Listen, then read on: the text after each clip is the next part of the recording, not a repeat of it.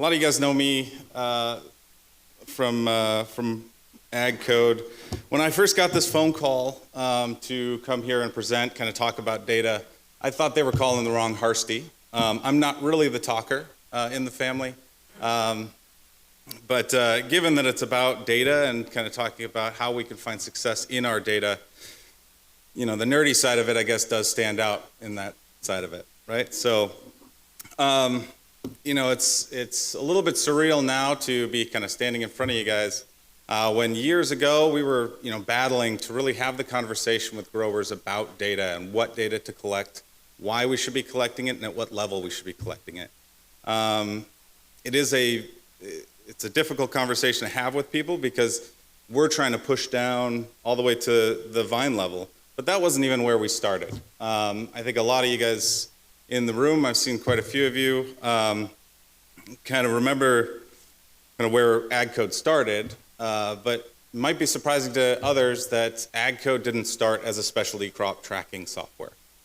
We actually started in, actually let me go through this.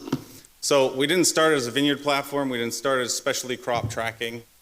We really thought GMO seed corn was what was going to make the difference. And we wanted to start tracking everything that went into, you know, you plant the seed, it starts growing, you put inputs into the field, you're tracking weather, you're tracking irrigation, you're tracking chemicals. We thought this was a no-brainer. Why wouldn't you want visibility into everything that's gone into that crop? We thought it was even more important for the producers of GMO, right? They would want to know exactly what was going on in the field, where it was planted, where it's performing, what that data would be. This is back in 2002. The idea of tracking analytics about users and selling that off to marketers, and that wasn't really a thing at the time. There wasn't these abilities to really stack around the data. And so while we thought this was a great idea, the lawyers had other ideas. They saw it as a liability. And a lot of times, data is a liability. And now, you know, fast forward, we're in a period now where not having the data is the liability, right?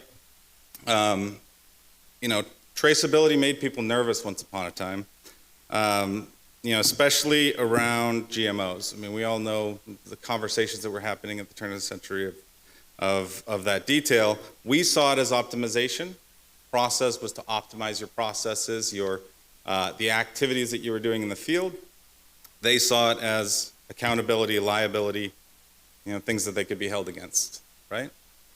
So of course, that was a shocking realization that somebody didn't actually want data about what they were producing. So we had to do a pivot suddenly. You know, we started going out to trade shows and talking to people about data. Hey, what are you collecting? Where are you putting it? I'm sure everybody's main source of data collection was Excel. It still is probably still Excel today.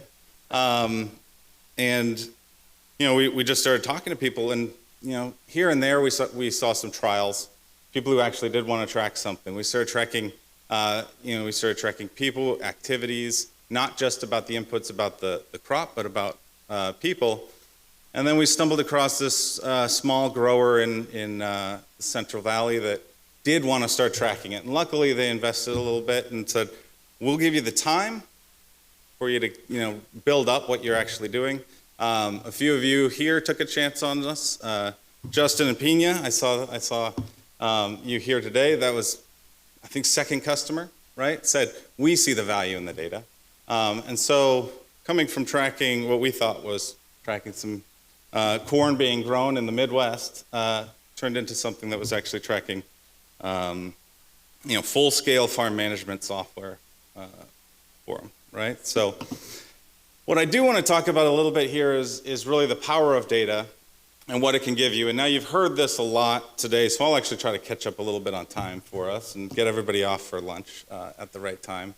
But, you know, it can be used for forecasting capabilities. You know, there's a lot of platforms right now that can say they can leverage early and accurate yield forecasts. And when you define that, Generally, it's, we have these methodologies we used previously, and it could be as good as that. And that's great because we can efficiently get to that number now with models and that rather than the very costly process of tracking that in the field. We can start to look at, planning around some of our harvest needs and our labor needs. Those are the reason I believe ag code continued to grow over the years is because we really focused on labor as a resource, and labor is the thing that you can't always plan for. You don't know you're going to have the people when you need it. So knowing ahead of time that you need something is just going to help you with getting people hired, getting them on, knowing when you can send them home, when you can bring them back. On those things. You can do predictive insights, certainly the ability to kind of analyze data very, very quickly. Sensor data, weather data, historical records. It's predicting potential issues. We've heard from multiple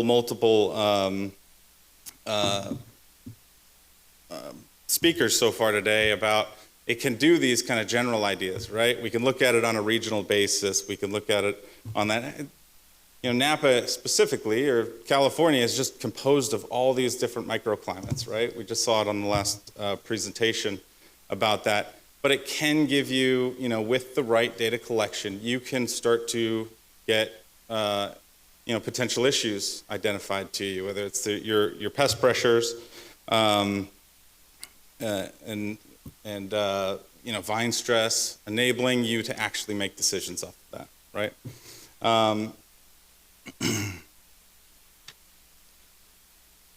So, as we get into this and we start to talk about the data, one thing that Roz had kind of touched on was really, this chapter of data and AI. Right now, by some estimates, the speed at which AI models are consuming data, I don't know if you guys are aware of this, but right now, some forecasted models are starting to look at that AI models can consume all publicly available high-quality data by 2026. At that point, what happens? It starts to generate some synthetic data off of it, which is just, the tech speak for make shit up, right? But you are hearing that in the speeches that we're talking about here today, right? A lot of we're trying to infer on certain data that's coming out of the vineyard. We're trying to look at how do we layer certain details into it because we don't have that data to work with. We don't have specifics down to crops. I'll get to it a bit later, but we don't even always have the GPS points that go along with the blocks that you have in systems, right? Data is becoming really a currency when it comes to AI, right? Now your data is valuable. Everybody has been talking about how valuable your data is. I did like the slide earlier that was showing sort of that quality metric. That was some of the work we had done with the yield of that quality metric of how good is your data, what's your data worth, right? Off of it. And we've done a lot of projects. We look at things like real-time monitoring. We had a Central Coast winery that we were kind of called into after they had done some modeling themselves. They were very forward-thinking. They thought they had all the answers, all the data. And so they were using historical yields as their primary benchmark for forecasting their resource needs, forecasting their grape sales, everything. And they had been successful for a couple of years at this point. Within the same margin of error you could be if you were doing ground truthing on this. When harvest started, everything was great until it wasn't. Until the crop started coming in 30% above what was being expected. The model wasn't built they didn't have an answer for when there's that year when you have perfect weather, perfect crop. Because we never have perfect crop, right?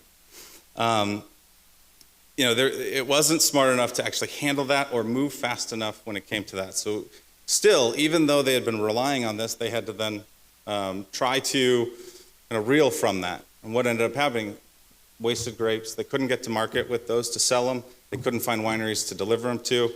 We all remember a year where that kind of went to, because they blindly relied on a model that hadn't been fully tested long enough with that, right? I highlight that not to really shame the reliance on models, just really to talk about, there's still that relationship between data, AI, and the grower. And that's very, very important when we get into that. So the human insight, we've touched on that a little bit. That's something that you really can't bottle, right? You can't it's very difficult to turn that into reportable data. It is, some way that you can kind of reference it, you can infer some details off of it. And so, that's one thing that AI is very good at. You might be seeing a pattern in terms of how we're all talking about AI. It's very much about what's AI good with, what are we good about with data, what data does it need, how do we create this the synergy between all of this stuff. But AI could very, very easily detect patterns, forecast yields, predict labor needs, give us alerts, take kind of that one extra step to give us, an advantage there. Very much so. It does not know when or how to challenge assumptions, when it doesn't just blindly follow something in terms of its process.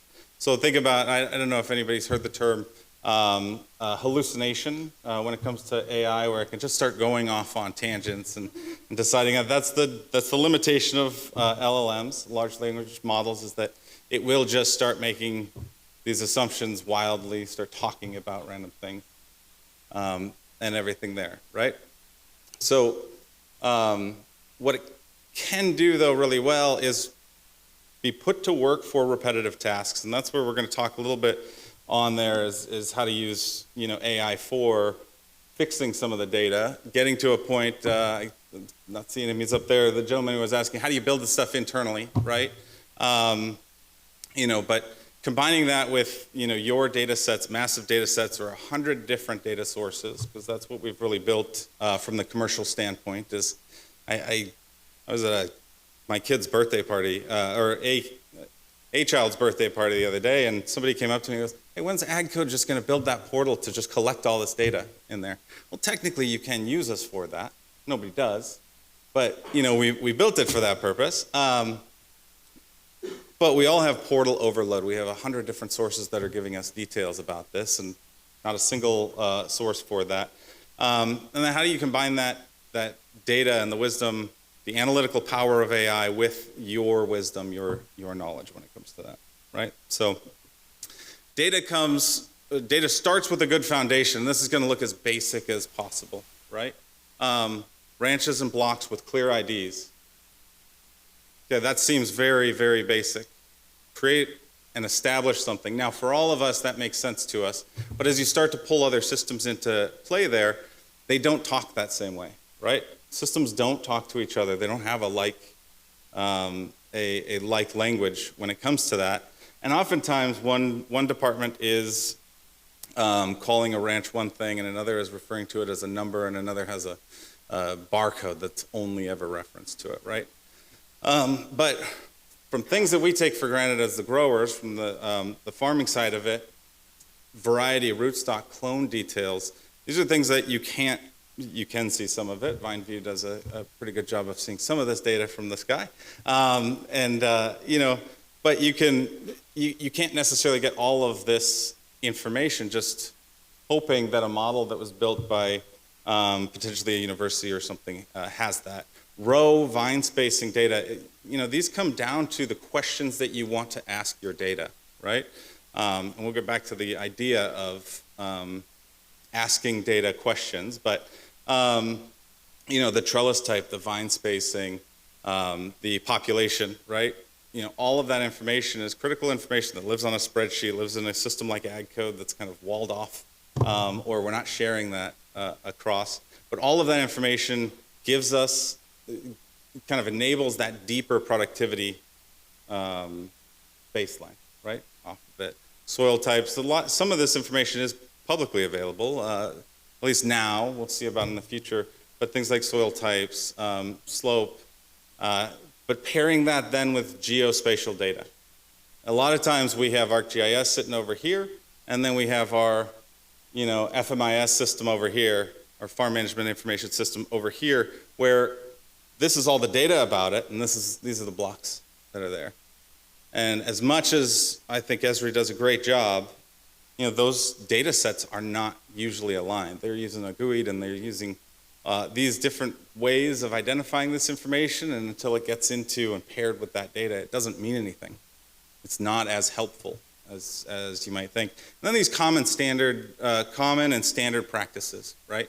These, one of the biggest things we have, and this was just commented on the last presentation, is our activity codes.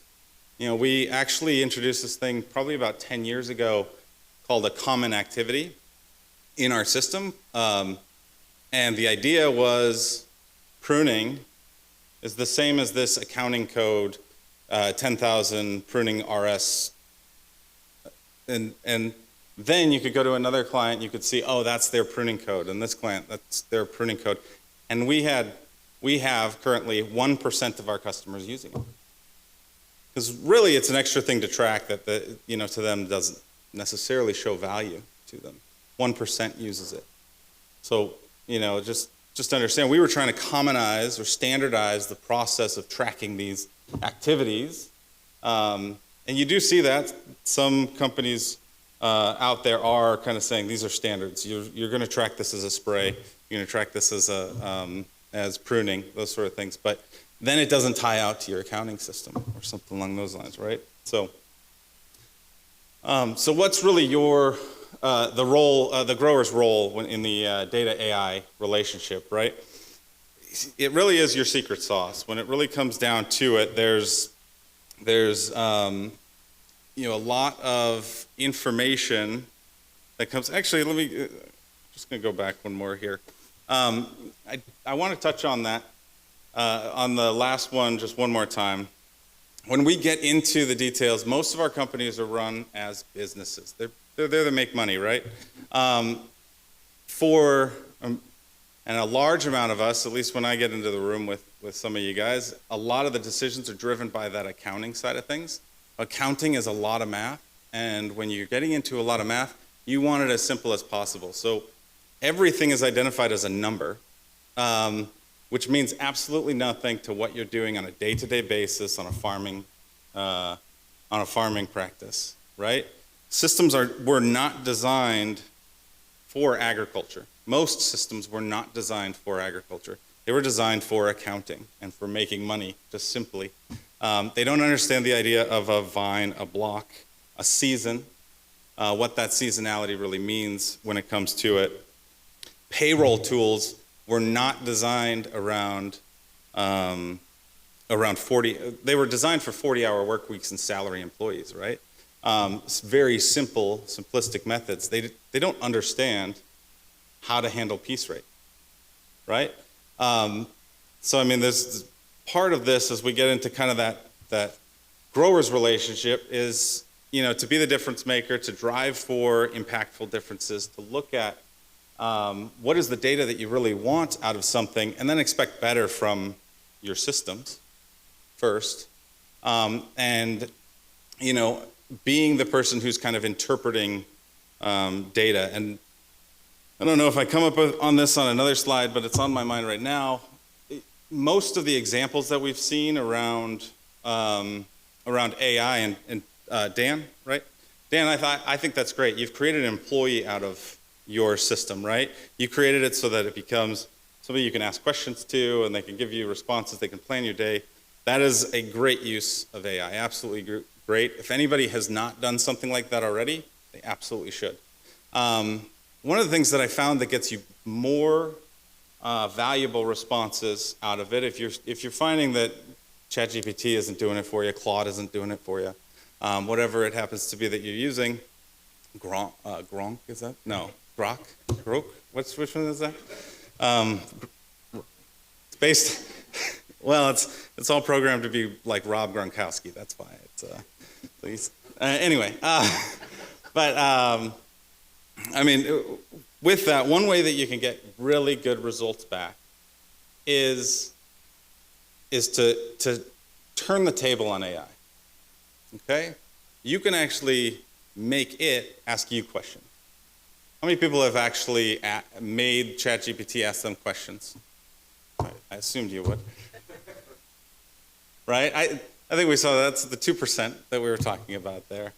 Surprisingly, that's why you turn yourself into the interpreter, the validator, the difference maker here, if you've flipped the script on there, right? If you've turned it around and said, like, if you want to clean up some data, send in some data, copy paste it, and say, ask me questions about this data, make inferences, try to understand what it's doing and ask me what it's doing, but have it flip back so that it's asking you questions. In the early days of ag code and even before that, our programmers used to have this little rubber ducky on their desk. And the idea was this debugging method, which after you code something, you got to explain to this rubber ducky what exactly you just did. But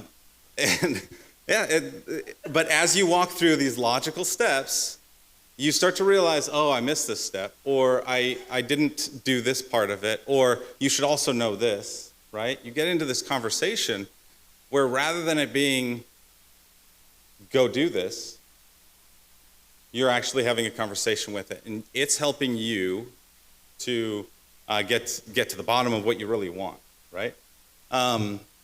We started off the day with what is AI, and most people think of that as artificial intelligence. There is actually a different camp out there that doesn't believe that AI stands for artificial intelligence. It's actually augmented intelligence. That's the IBM thought process. Artificial intelligence is a dangerous thought process, right? Right now, studies are showing 79% of use on ChatGPT is do this for me, not help me with this, right?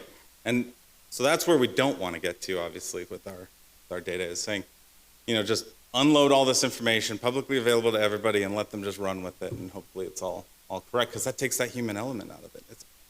I personally subscribe to augmented reality, or augmented, there's also augmented, I don't have a subscription there, but maybe if this goes well. But that augmentation, that help me think through this, think through these different scenarios that I wasn't thinking about, because AI can do that faster than I can, right? Hey, did you think about this? Or hey, there is a best practice over here that you didn't bother to think about. And I'm sure many people over the years wish I would have thought that more about best practices when we were going into there, right, Justin? But there's that. But the reaction time allows us to go there so much faster, right? So, as we get into that, what are some action steps you can take? And this is really that portion of kind of augmenting your data. I am a true believer, I've been on this soapbox for 15 years or so, this idea of establishing a structured data foundation, right? This idea of, there are these widely accepted practices. We see them in, you look at things like our data, our IPM programs and things like that. Davis has created a great program there. They have some standards there. But each of our organizations speak different languages. We talk about measuring something as high, medium, low, rather than being, something that can be qualified and quantified, right?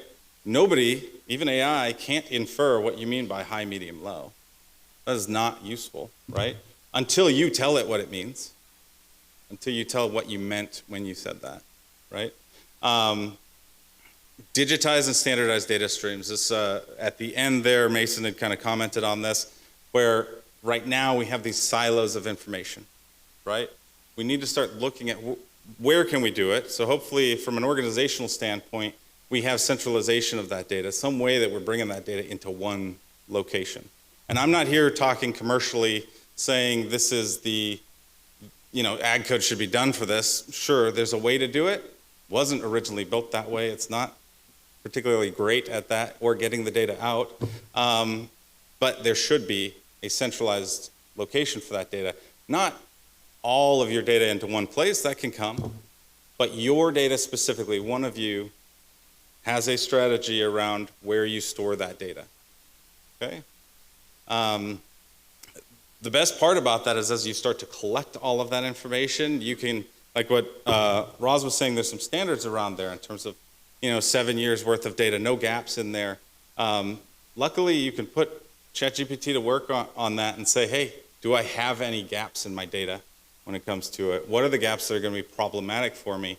And then you can go to other sources and figure out, can I source that data? Do we have that in another system that I just didn't realize, right? And then really think critically about mapping that data to your operational outcomes. What are you looking to solve with data?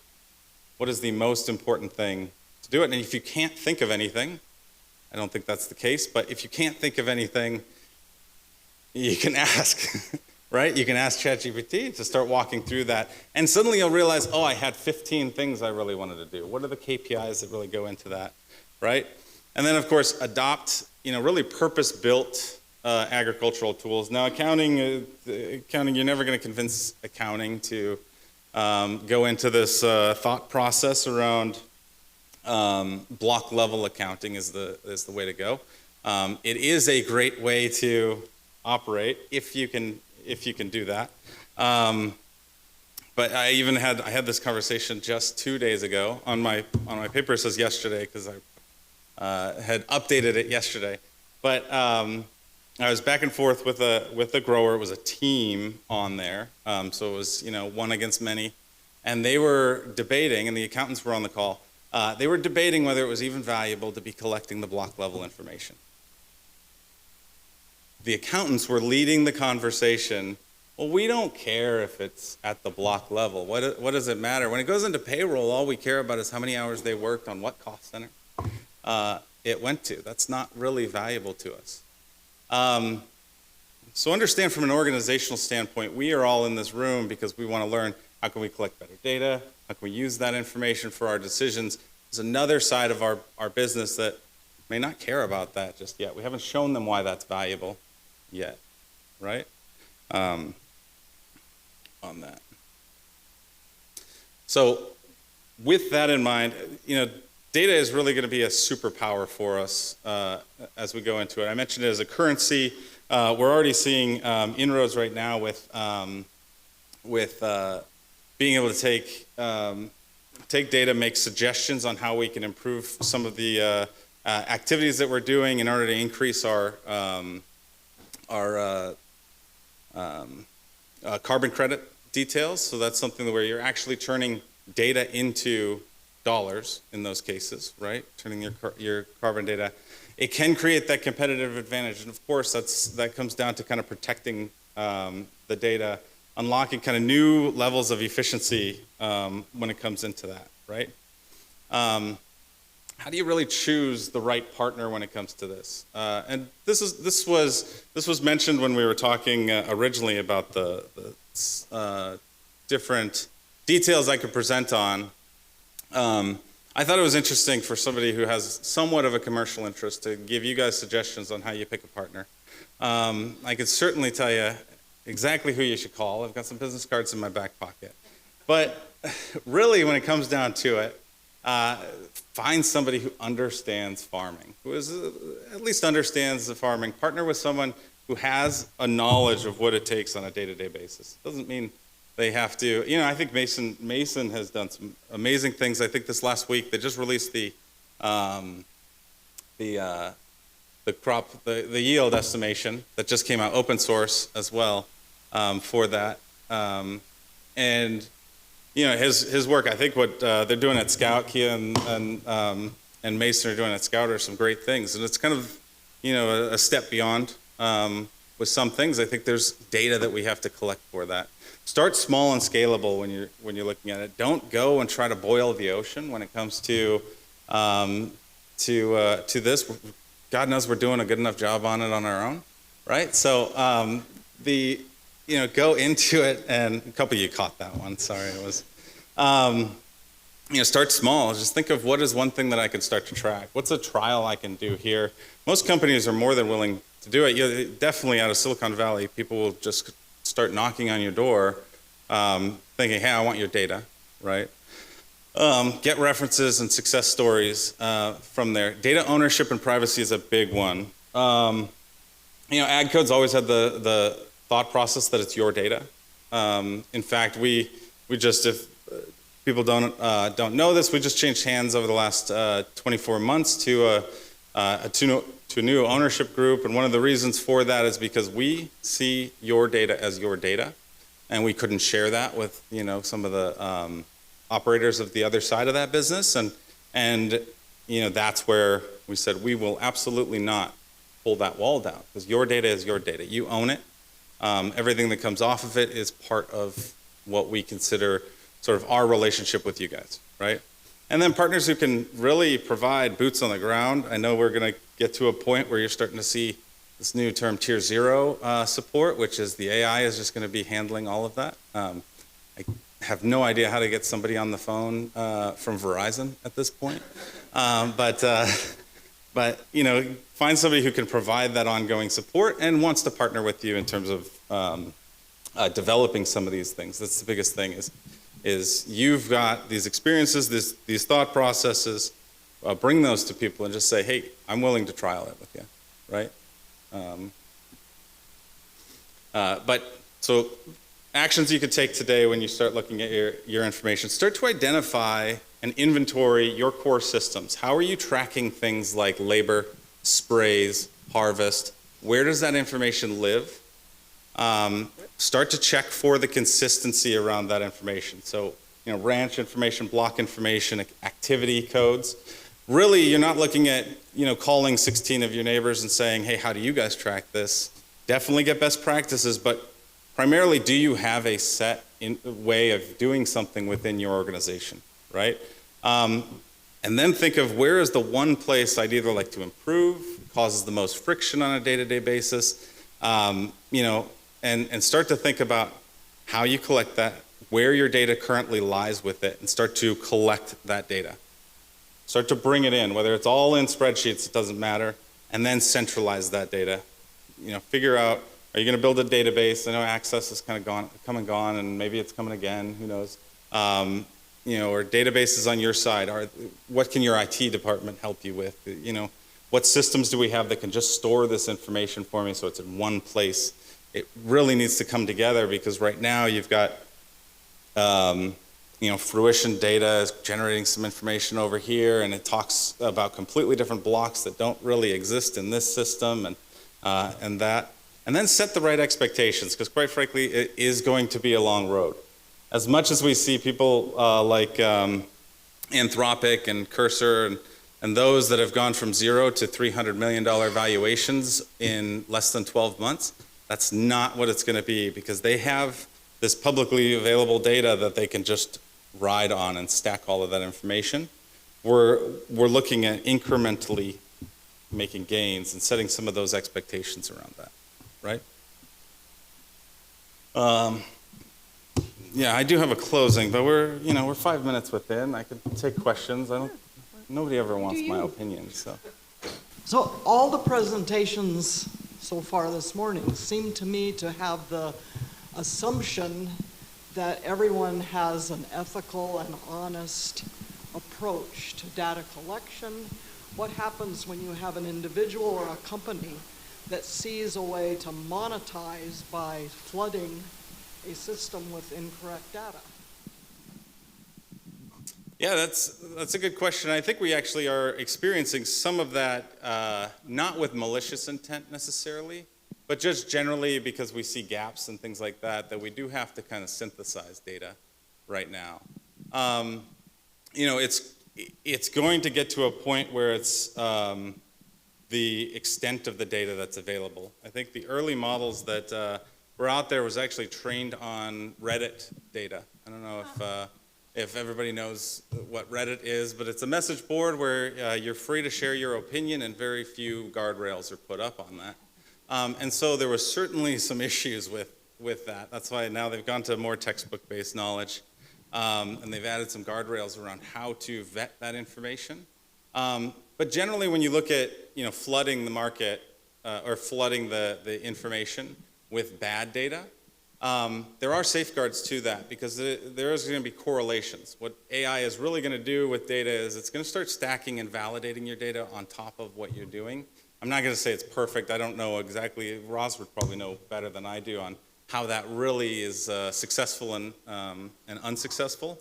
But there are just generally built into the current LLMs these models that will validate and set up that data. We just generated, we created this, to call it a chatbot wouldn't be doing it justice, but we just created this new feature, and on there what we do is we tell it to continuously keep going back for more information to these different data sources, and you qualify what data sources you're willing to take. So if you're worried about bad data that's out there, things like that, you can also qualify that. You know, my topic wasn't necessarily about prompt engineering. I did comment on, you know, have ChatGPT ask you questions. But, you know, a lot of times we just go in there and we say, write this speech for me, or fill out this statement of work, or, you know, this, that, and the other thing, right? It's just very quickly. But the more qualifications that you can add to it, the more you can safeguard yourself from getting those responses. Hey, only bring .gov.edu content to me.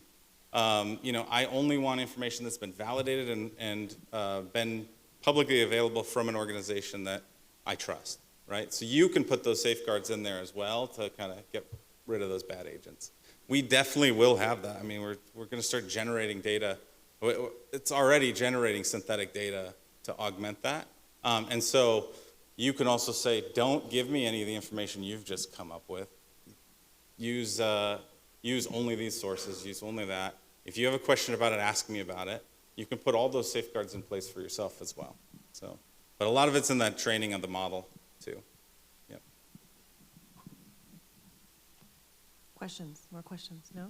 You guys On ready to- yep. on building something yourself, I did want to come back to that because you do have a bunch of data sources. So if you have a pro ChatGPT account, you pay $20 a month. You can go in there. You can create your own custom ChatGPT. You can load it up with all your different data that you've got in there, and then you create this sort of narrative of how you want to go about it. One thing that I oftentimes do is I have an AI, whether it's ChatGPT or Claude or something like that, help me with generating it. So they're walking through it, and specifically for the output for training this, and then taking that and using it in the model. But you can definitely put that together and create something that's just on a basic level. You need things in Excel, PDF, images, those sort of things can do that. If you want to take it your next step further, you can publicly available, and I know it's meta, but you can go out and get open source Olama.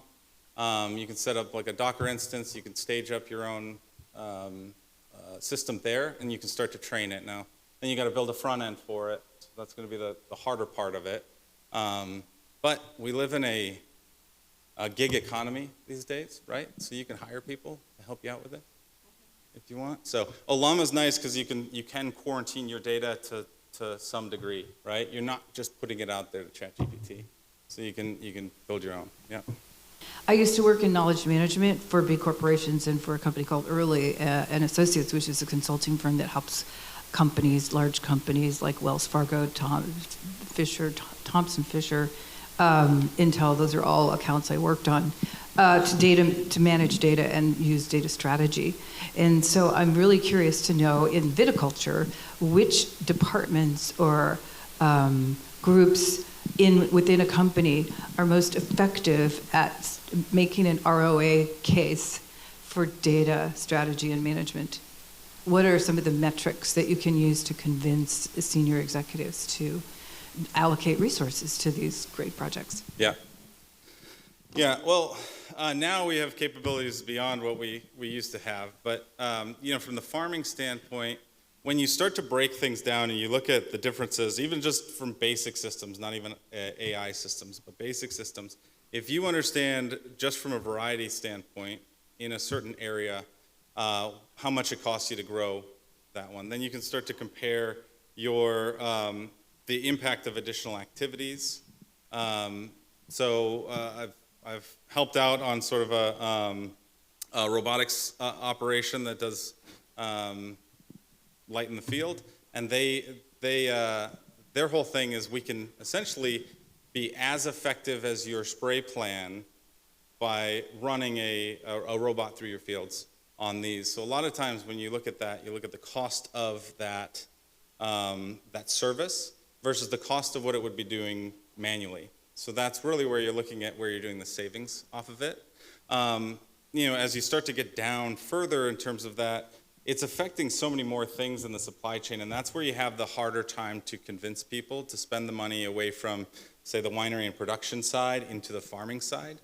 But accounting is actually surprisingly, as much as I kind of bagged on them a little bit, and I hope there's not a lot of accountants in the room.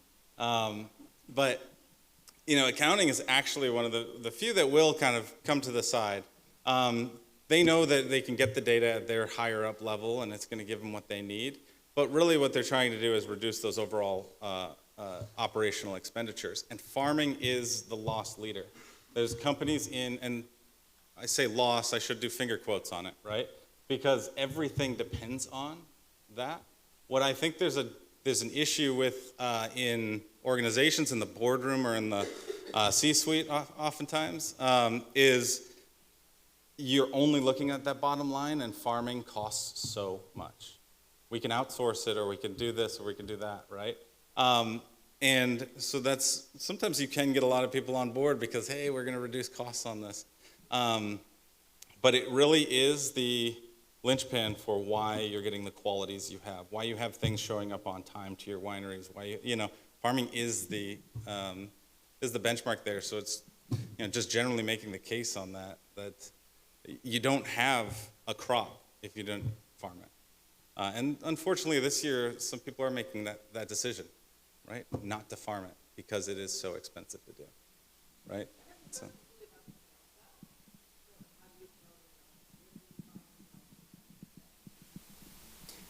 For us, we're usually looking at the number of hours that it's saving times the number of people that are being saved, right? So our initial one when we were looking at it was payroll, because payroll, before systems could automate that process, it was paper time card was handed in. You had to go through every single line item one by one, and it was a process that was taking 3 days of 1 or 2 people's time to actually enter that. And that generally was multiplied then by your region on those. And so if you can reduce that regional role out to just one, that becomes one person who's managing that, or you've distributed the cost of that or the impact of that task out to more roles without impacting the rest of the things they do. That's where we really have benchmarked things, especially around payroll on those, yeah. Our KPIs still remain the same ultimately. It ends up being the cost per acre, cost per vine, hours per acre, hours per vine. Those are still going to be your benchmarks. Can we reduce that? And then you look at your inputs. Are we reducing the overall inputs that we're putting into the crop, whether that's the material you're applying or the nutrients you have to apply, those sort of things.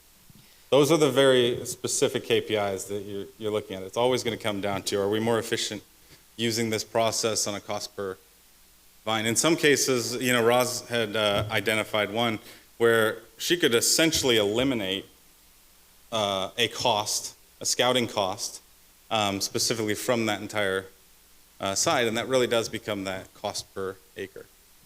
So I might be misunderstanding your question there, but I'll let you guys talk offline. all right, yeah. Thank you so much.